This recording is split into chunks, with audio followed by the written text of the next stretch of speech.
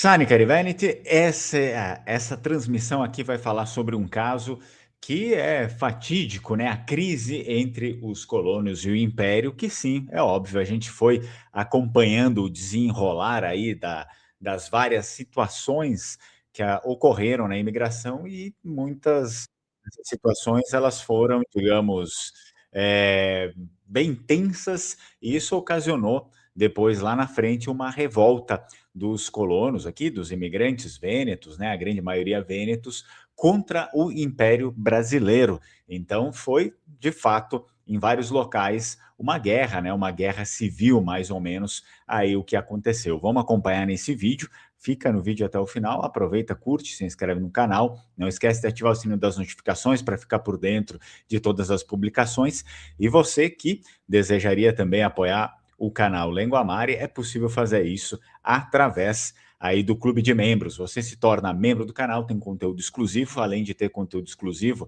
principalmente você que é descendente de vênetos, tem músicas lá em língua vêneta que são postadas todas as semanas, mais e mais músicas, principalmente músicas medievais, com a letra, né, do vídeo lá na tela e também a tradução. Então já serve para as pessoas que têm interesse conhecer mais as suas tradições, as suas origens, tem esse tipo de conteúdo lá e daqui a pouco vai ter mais conteúdo de qualidade no canal, no clube de membros. Então vai lá e aproveita. Seguindo, né? Seguindo o nosso vídeo, eu já vi ali que o áudio tá ok, qualquer coisa vocês podem comentar aqui também. Eu já vi que teve aqui o Lupa que comentou, né? Tudo certo, tudo certo. Então vamos lá, começamos o nosso vídeo. O ponto de inflexão. Para aqueles que não acompanharam os outros vídeos que eu lancei aqui a respeito da imigração, principalmente aquela que começa aqui no Rio Grande do Sul, então aconselho que vocês assistam mais.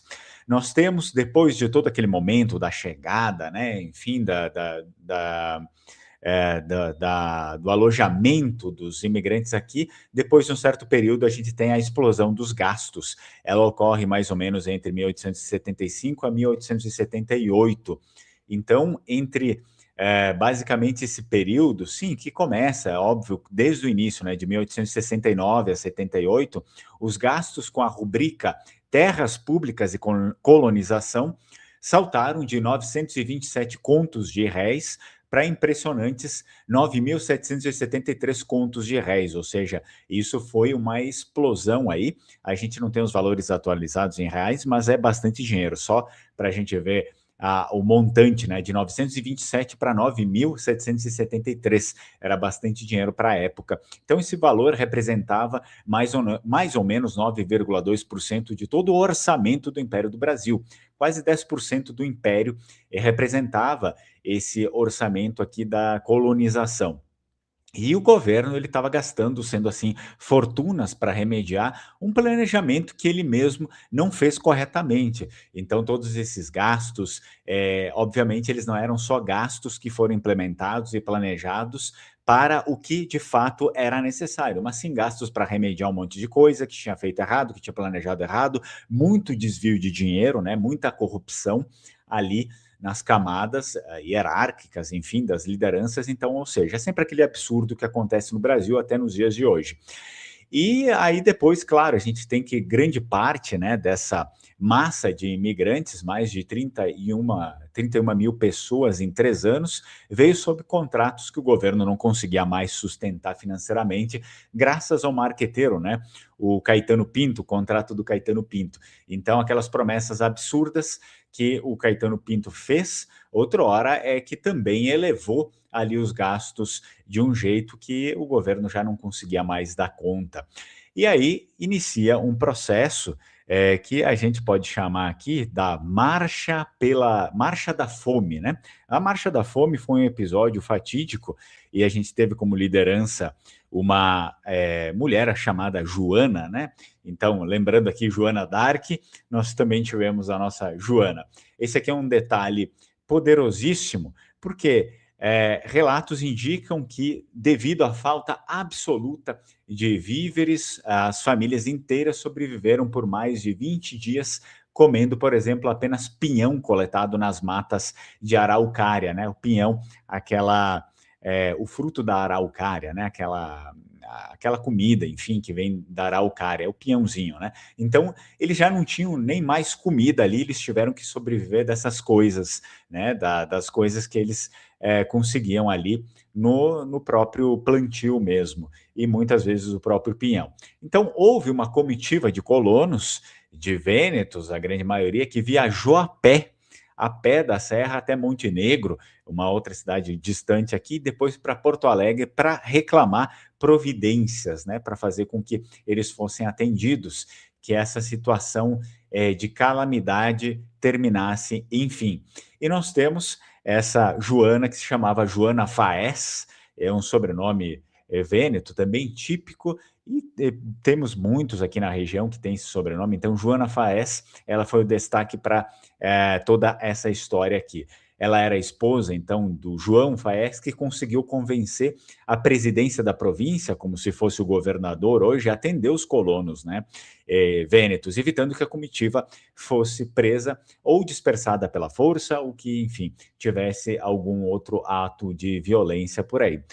A resposta do governo, nesse momento aqui, ela começa a mudar. Então, não é mais aquela coisa do governo fingindo que era bom, isso, aquilo, para atrair a imigração. Eles começam a endurecer certas coisas e, obviamente, também impulsionados pela oposição política que deitava e rolava, né, em cima desses gastos e tal. E a gente está num período em que o império já estava fragilizado, né, e existia muita oposição política, também os republicanos e tal, querendo outro sistema, querendo fazer o golpe ali, que aconteceu o golpe da República posteriormente, né? Então a resposta do governo para tudo isso acabou sendo uma certa moralização e corte de auxílios.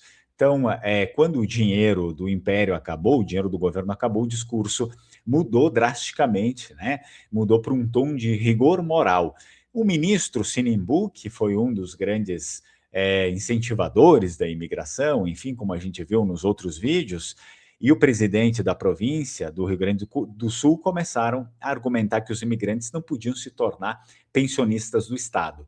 Então, se antes eles eram aqueles que iriam trazer o progresso e precisava, né, financiar para eles virem aqui, agora eles mudam o discurso político, a gente sabe como é, porque faltava dinheiro, então eles começam a criar uma pecha de o imigrante que quer ser vagabundo, né? Então eles tinham esse discurso a partir de agora, que o imigrante não podia ser pensionista do Estado, não podia ficar vivendo do Estado, como se ele vivesse do Estado. Na verdade, o que acontecia é que ele precisava trabalhar. Isso aqui é muito diferente, não é? Ele não ganhava uma bolsa, ele não ganhava nada disso. Eles estavam fazendo críticas ao imigrante que ele acabava vivendo mais da obra pública que ele fazia, ou seja, que ele construía estradas, que ele abria isso, aquilo, que o governo não fazia. Então o governo não tinha mão de obra, não mandava mão de obra e pagava os colonos para fazerem isso.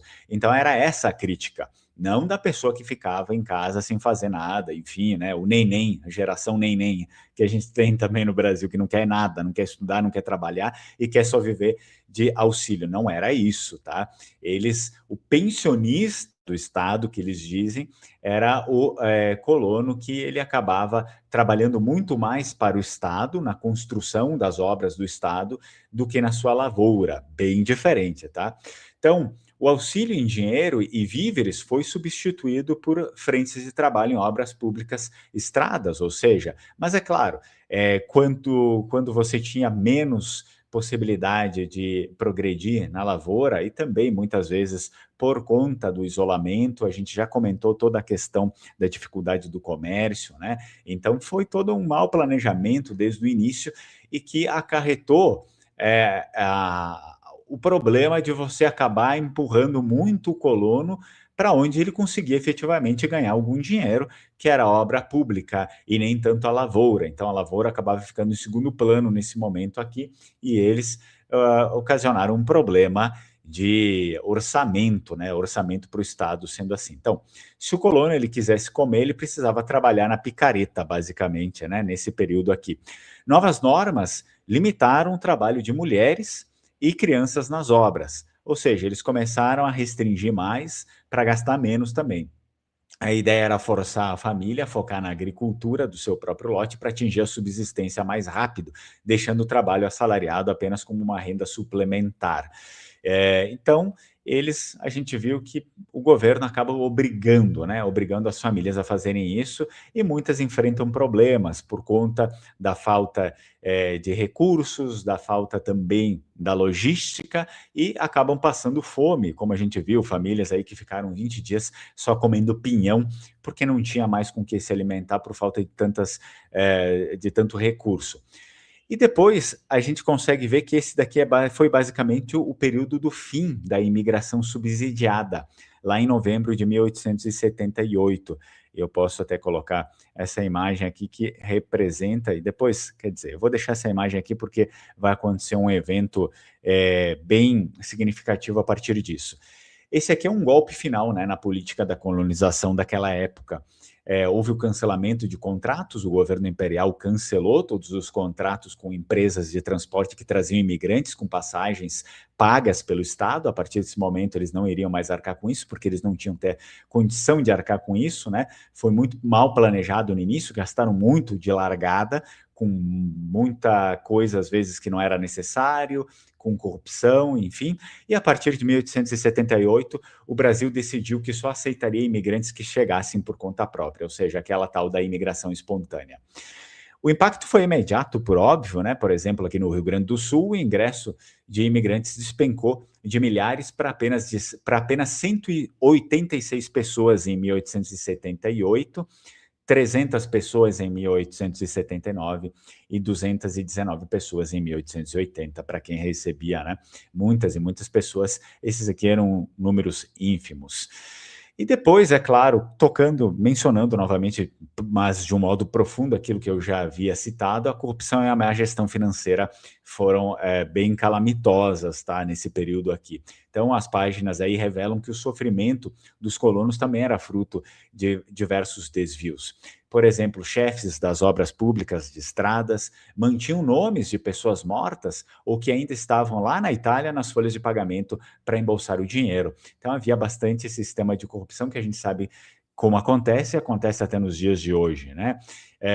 E mesmo assim, quando trabalhavam os colonos e até mesmo os funcionários administrativos, os técnicos e agrimensores, ficavam, por exemplo, 4 meses sem receber, né? Gerando um clima certamente aí de insatisfação e bastante revolta generalizada. Isso acabaria muito mal, né? Acabaria muito mal na história e geraria um conflito e revoltas que, infelizmente, maior parte das pessoas aqui nem mais sabem disso, e seria interessante que eles assistissem esses vídeos aqui para ter um pouco mais de consciência da própria história, né? Vamos lá, então estou mostrando para vocês aqui, até vou aumentar para ver se a gente consegue ver melhor a imagem, que é conflitos armados e repressão militar. Então, a tensão aqui nesse período, ela não foi apenas verbal, como a gente viu lá, né, da Joana Faes, que liderou aquela comitiva até Porto Alegre para reclamar, né, enfim, os seus direitos ali. O que acontece? Deixa eu diminuir. Então, confrontos entre os colonos, esses imigrantes vênetos, e o destacamento do exército brasileiro começaram a resultar em mortes, né? Muitos confrontos iniciaram nesse período. E isso aconteceu de uma forma até bem concentrada, ou digamos, protagonizada por 3 colônias. Pela colônia de por 2, mas mais protagonizada por 2, pela colônia de Caxias do Sul, que é aqui próximo, e aqui, né, Bento Gonçalves, que na época chamava-se Dona Isabel, colônia de Dona Isabel, a minha cidade aqui de nascimento. Então foram as 2 protagonistas dessa revolta. O estopim, né, seria a vadiagem, que o governo falava de vadiagem, só que é até estúpido, né? O governo falar uma coisa dessas, como vadiagem? As pessoas estão trabalhando nas obras públicas e elas querem o dinheiro. A partir do momento que você fica 4, 5 meses sem pagar a pessoa que trabalhou para construir, o que você contratou, né, para ela construir, é óbvio que as pessoas vão se negar a trabalhar ali, né? E aí, então, eles começaram a vender isso como vadiagem. E, claro, versus a fome, a gente já viu lá o episódio também da Joana, que retrata isso tudo, tá? O governo, assim, brasileiro, passou a ver os colonos, não é que passou a ver, sim, claro, passou a ver, mas passou a ver de propósito, né? Passou a vender, eu diria, né? Como propaganda, os colonos, não como vítimas de um sistema falho, porque era um sistema deles, né? Mas como indivíduos turbulentos, vadios e pensionistas do Estado. Olha que muito cara de pau, né? Então, quando o subsídio de alimentação foi cortado lá, nos idos de 1877, milhares de imigrantes ficaram sem saída, né? Eles não tinham colheita, porque não havia recurso devido à seca, por exemplo, a enchentes, eram variados, as intempéries ali, e agora tinham auxílio, agora não tinham mais o auxílio do governo também para lidar com essa situação. Ou seja, eles foram jogados ali e o governo já não queria mais nem saber deles nesse sentido. A gente pode até focar um pouco mais sobre esses confrontos, nessas revoltas que aconteceram lá em Caxias do Sul. Houve uma revolta em março de 1878, esse episódio é talvez o mais sangrento mencionado nos documentos.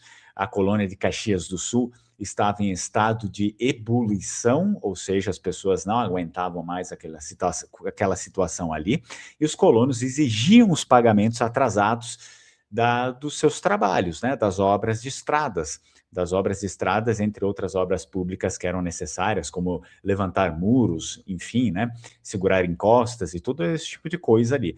E esses pagamentos, como a gente viu, eles já estavam vencidos há mais de 4, 5 meses, e as pessoas não tinham dinheiro e também havia, por exemplo, problema de escassez, de seca, de enchente, que dificultava muitas vezes o ganho na lavoura.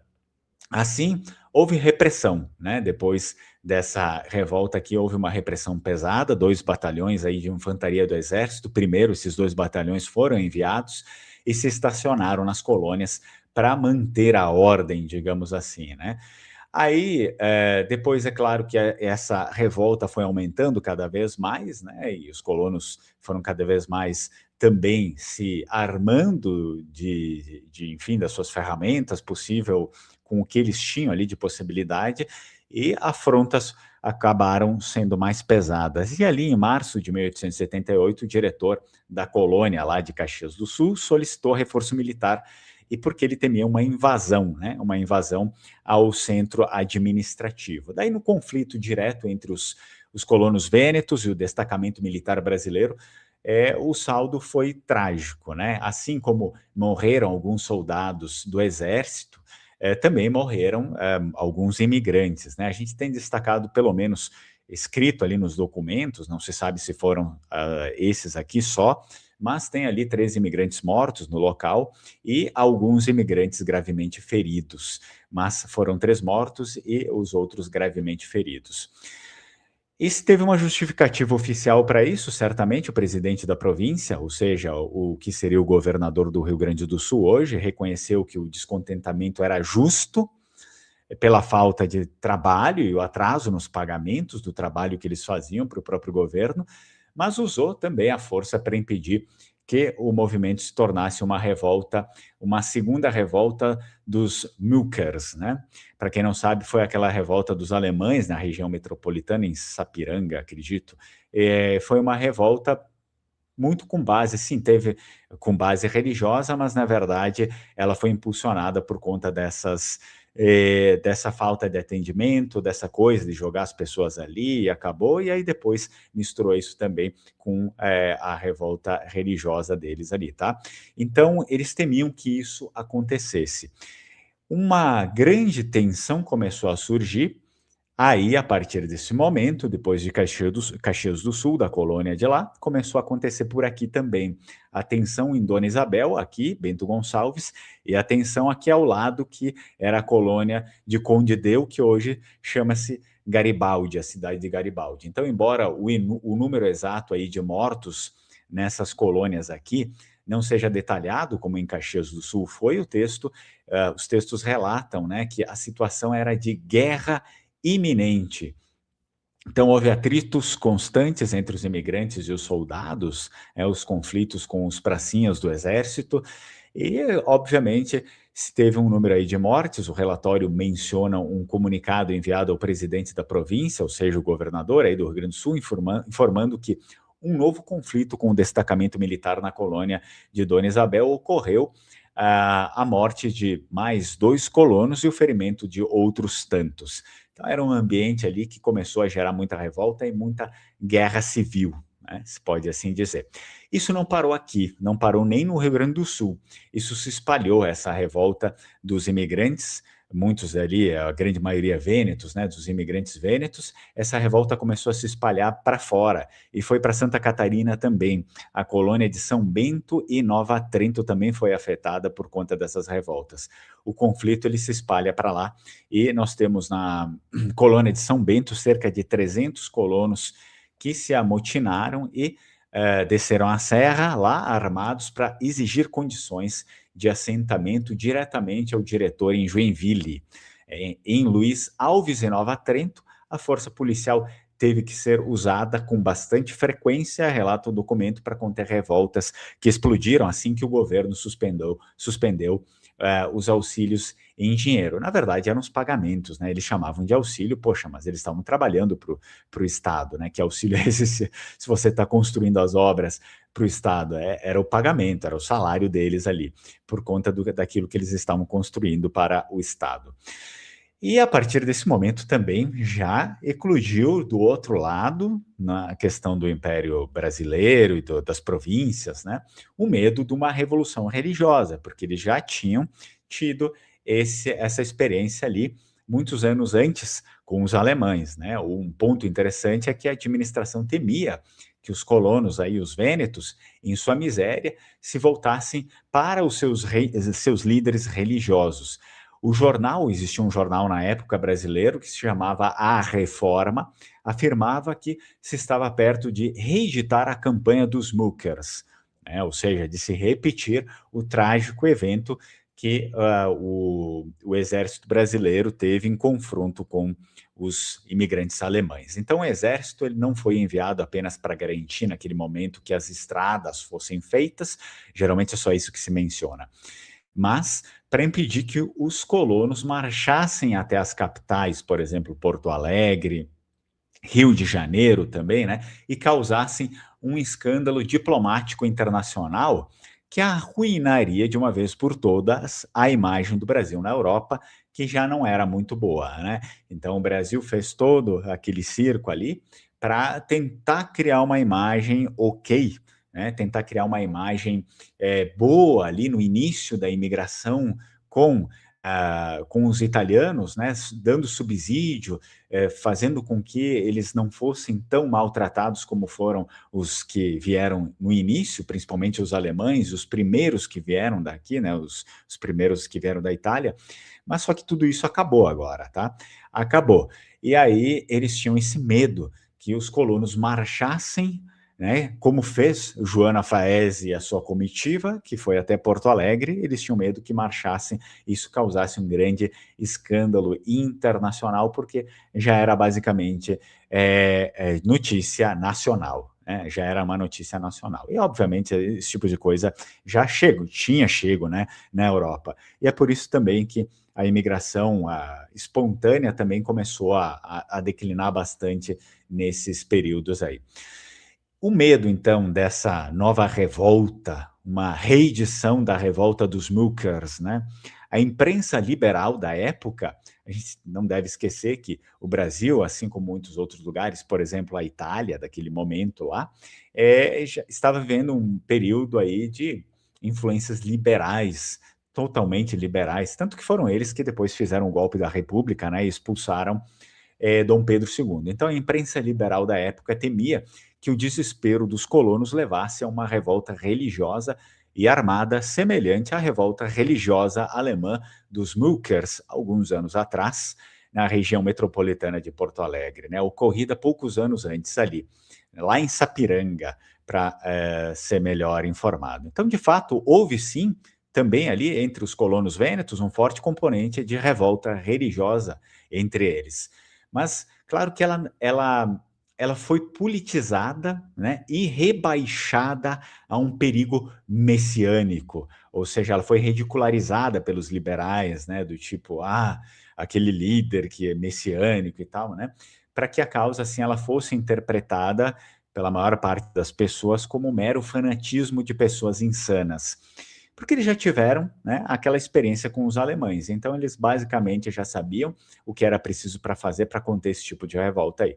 Esse, de fato, foi o estopim nacional de algo que já ocorria há anos, não só nas colônias, mas também no Brasil inteiro. O que ocorria nesse tempo aqui? Tá? É que aí foi o estopim, um embate entre a Igreja Católica e a maçonaria. Então, a revolta religiosa ela não era apenas uma questão de fé. Isso aqui está nos livros, tá, pessoal? Não estou inventando nada. Isso aqui está nos livros. Até deixei o livro aqui, o link na descrição de vocês, tá? De repente, se alguém aí de vocês é membro da maçonaria e vai ficar chateado comigo, fica chateado com quem escreveu essas coisas, não comigo, tá? A revolta religiosa não era apenas uma questão de fé, mas de quem mandava na vida dos colonos. Então vamos lá, olha só, nós temos uma figura bem importante desse período aqui, dessas revoltas, que era o padre Munari. O sacerdote italiano Domenico Munari, era o nome dele completo, ele enviou cartas à Itália. Lá de maio até outubro de 1877, ele escreveu muito para a Itália, enfim, para a igreja lá, né? Denunciando e também, enfim, para órgãos administrativos que pudessem fazer alguma coisa, né? Diplomatas, denunciando que a administração das colônias estava nas mãos de ateus e franco-maçons. O padre Domenico Munari, então, escreve de maio até outubro de 1877 que os colonos católicos estavam sendo governados por ateus e franco-maçons. E aí dizia ele nas cartas que isso era inadmissível, né, porque os colonos não queriam ficar abaixo desse tipo de administração, né? Na verdade, já tinham fugido da Itália por conta disso, porque o reino da Itália acaba sendo formado com esse direcionamento, né, o direcionamento laico, franco-maçom, que depois dá também origem à República Italiana, assim como à República Brasileira. Aí nós começamos a ter uma questão religiosa envolvida, sim. Tá? O medo do Império não era totalmente infundado, né? Mas foi ridicularizado, não era para ser ridicularizado daquele jeito, porque não era aquilo que o Império vendia. Então, o Brasil ele vivia, como um todo, o auge do atrito entre a Igreja Católica e o Estado, principalmente quando a gente vai lembrar lá sobre o gabinete Rio Branco. Então, o padre Munari, ele era vêneto, tá? Ele não tinha nascido no Brasil, como a maior parte das pessoas até então aqui não tinham nascido no Brasil. Ele era vêneto e ele explicava isso para os colonos isolados, porque os colonos não tinham muito acesso a notícias naquela época, jornal, imagina, não tinha nem estrada, eles tinham que construir as estradas. Então o padre, ele acabava explicando esse tipo de coisa, né, os problemas que existiam, e os colonos iam entendendo, compreendendo que o sofrimento deles não era só má gestão do império, mas uma certa perseguição deliberada de uma elite maçônica contra imigrantes católicos, né? Era isso que eles iam entendendo nesse período, e isso ajudava a fomentar cada vez mais as revoltas por aqui. Depois, as autoridades morriam de medo que surgisse sim um líder disso tudo, um líder messiânico entre os vênetos, né? Enfim, entre todos os italianos. Depois a gente pode ter outras colônias também. Enfim, assim como ocorrera lá com a tal da Jacobina Maurer entre os alemães de Sapiranga, que a gente já citou. Então, esse jornal aqui, A Reforma, ele cita explicitamente o temor de reeditar a campanha dos milkers, né? Na cabeça dos governantes, um colono com fome profundamente religioso é o combustível perfeito para seguir um líder que prometa a salvação divina através das armas. Apesar de nunca ter chegado nisso na questão dos vênetos, né? Essa revolta, vamos nos revoltar por Deus. Não, isso nunca chegou a acontecer. E tem explicações lógicas para isso, né? O padre Munari, por exemplo, ele não era apenas assim um guia espiritual, ele se envolveu certamente, diretamente nos conflitos da colônia Dona Isabel, ou seja, de Bento Gonçalves na Serra Gaúcha. Ele foi um dos principais líderes desses conflitos aqui na minha cidade, a colônia Dona Isabel, e ele chamava o diretor da colônia de Quesar, né? Quizar. Ele chamava o diretor de Quizar e os funcionários de Árpias, que viviam na luxúria enquanto os colonos morriam de fome. Então, o pessoal da administração andava sempre bem vestido, né, comendo de tudo de bom e melhor, e os colonos morrendo de fome. Então o padre Munari chamava eles de Czar e as Árpias. Bom, os documentos eles mostram que a revolta religiosa se manifestava bastante no vocabulário. Os colonos eles começaram a enxergar a diretoria da colônia como forças demoníacas ou anticristãs. Esse sentimento foi tão forte que o bispo de Porto Alegre, na época, teve que intervir, né? Aconselhando o padre Munari a não retornar às colônias e procurar uma outra paróquia para evitar que a presença dele servisse de estopim para uma guerra civil religiosa e para evitar até mesmo ali que ele fosse assassinado.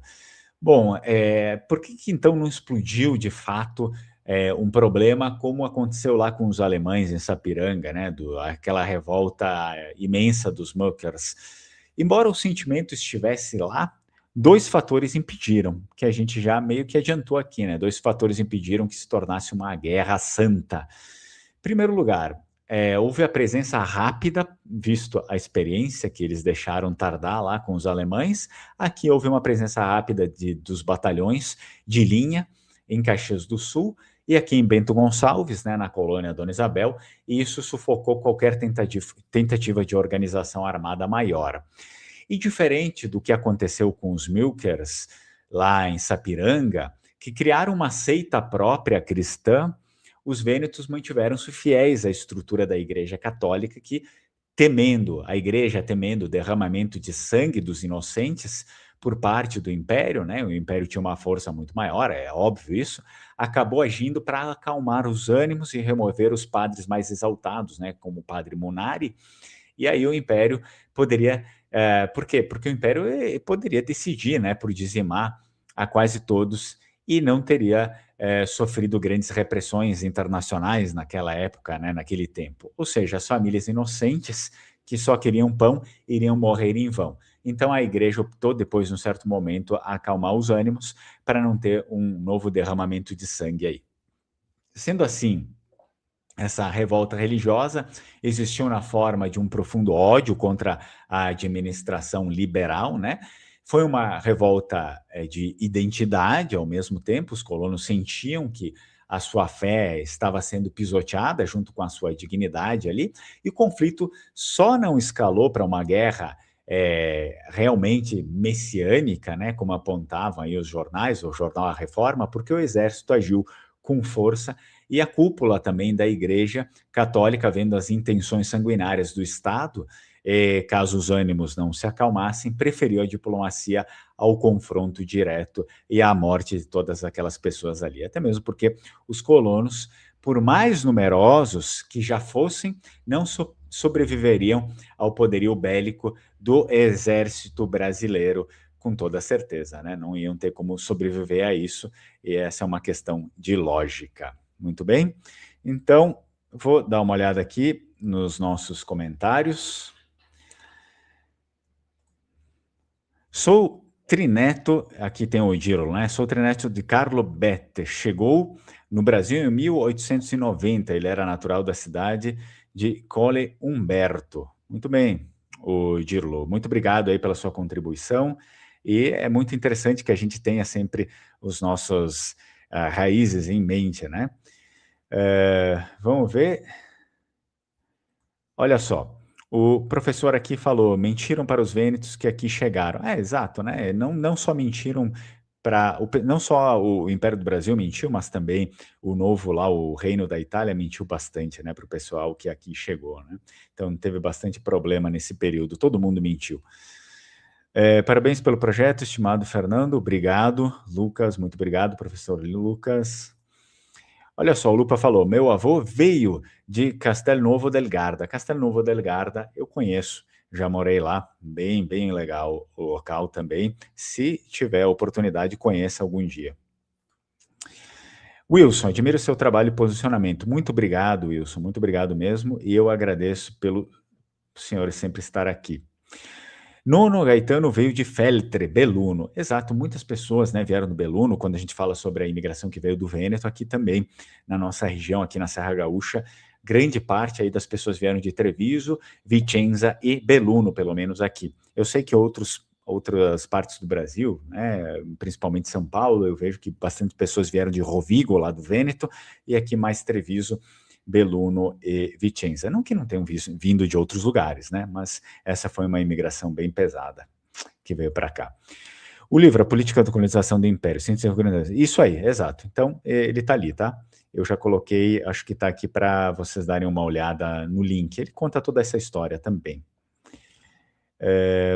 Vamos ver. Kadosh, né? Buon pomeriggio a tutti. Oh, tudo bem? Vamos lá para o próximo. O governo brasileiro enganou milhões de italianos que sofreram como cachorro no Brasil. Exato. Então, infelizmente, tivemos toda essa série aí de problemas. Muito bem, pessoal. Agradeço por vocês estarem aqui acompanhando. Depois, quem estiver assistindo a live, posteriormente pode deixar nos comentários também, sugerir temas, fazer outras, enfim, né, indagações. E eu vou deixar aqui o meu convite para a nossa imersão DNA Vêneto, Desvendando a História, dia 16 e 17 de maio. A gente vai falar sobre o nosso DNA, desde a história, desde o início lá da península, abordando principalmente o fator dos Vênetos, para vocês entenderem mais, porque muitas informações são aquelas que vocês têm no resultado de DNA de vocês. E depois são 2 dias, né? Outro, num dos dias vai ter o pessoal da empresa Nexogeno, que é uma empresa de genética, e eles vão falar com mais propriedade para vocês, e também falar ali na própria imersão, no workshop, sobre os resultados dos primeiros inscritos no nosso workshop. Então, eu recomendo que vocês entrem no link que está aqui na descrição do vídeo, é um grupo de WhatsApp, e também vou deixar fixado para manifestar o interesse de vocês. Caso vocês tenham interesse, vocês entram no grupo, depois eu entro em contato e falo a respeito do que vai acontecer e também valores, se vocês quiserem, ok, se não, deixa para a próxima, não tem problema. Se você, caso você quer aí saber mais sobre a cidadania italiana ou outras cidadanias europeias, a gente sabe que tem a limitação de cidadania italiana, mas fala lá com a Alma Cidadania, eles vão saber te dar as informações precisas a respeito de tudo isso. Caso você quiser encaminhar seu processo, eles têm parceria com o canal, fala do canal Lenguamare, que você viu eles no canal Lenguamare, eles vão te dar um bom desconto no seu processo. E agora, pessoal, olha só, você que tem interesse aí em cultura vêneta e principalmente em língua vêneta, eu lancei já algum material, tá? Nós temos aqui o livro I Rustighi, é uma tradução de uma obra famosíssima do Carlo Goldoni. Carlo Goldoni é um dos principais autores aí relevantes da língua vêneta. Então, eu coloquei ela na ortografia oficial do Vêneto, né, aprovado em 2017, e também tem a tradução em português. Ele, na verdade, é um e-book. Esse daqui é um e-book. Você pode entrar em contato, né, comigo e adquirir o seu e-book. Tem mais de 300 páginas aí para você se deleitar na leitura. E também temos, é óbvio, o Evangelho de São Marcos. Esse aqui é físico. Então você pode adquirir também o Evangelho de São Marcos e a gente está enviando aí para todo o Brasil. Só entrar em contato. Outra coisa que muitas pessoas acabavam pedindo, e eu consegui 2 dessas bandeirinhas de a gente colocar, por exemplo, de mesa, sabe? Eu tenho 2 dessas bandeirinhas, apenas 2, tá? Para colocar a bandeira do Vêneto, para colocar na mesa do escritório. Se você quiser, também não esquece de entrar em contato. O Guerreiro Vêneto aí não vai, tá? O Guerreiro Vêneto é meu, é apenas a bandeirinha. Tá, a bandeira você fixa onde quiser. Eu só tenho 2, então quem quiser entre em contato rápido aí para adquirir o seu. Muito bem, vamos ver se tem mais uma coisa. Ah, tá. Nós temos aqui, é óbvio, eu gosto de colocar aí para vocês, temos as camisetas do Vêneto, caso vocês quiserem, tá? É possível adquirir. Tem na cor vermelha, a cor preta, e a cor preta é que tem mais tamanhos disponíveis. A cor vermelha foi bastante, só tem os tamanhos pequenos. E a cor preta é que tem G e GG, tá? Então, mas é legal também, né? Eu geralmente acabo usando mais a preta, porque a gente sabe que camiseta preta vai para todo momento, né? Bem, acredito que seria isso. Vamos ver se temos mais algum comentário aqui. Ótimo suas lives. Muito obrigado, Lupa. E agora sim, eu finalizo aqui. Acredito que eu li praticamente o comentário de todo mundo. Agradeço muito a todos vocês. Qualquer coisa, vocês podem entrar em contato. Tem, né, o WhatsApp, inclusive aí na tela, ali, ó, 54992-622828, WhatsApp oficial do Lengua Mare. E nos vemos na próxima. Tchau, tchau. Strucon.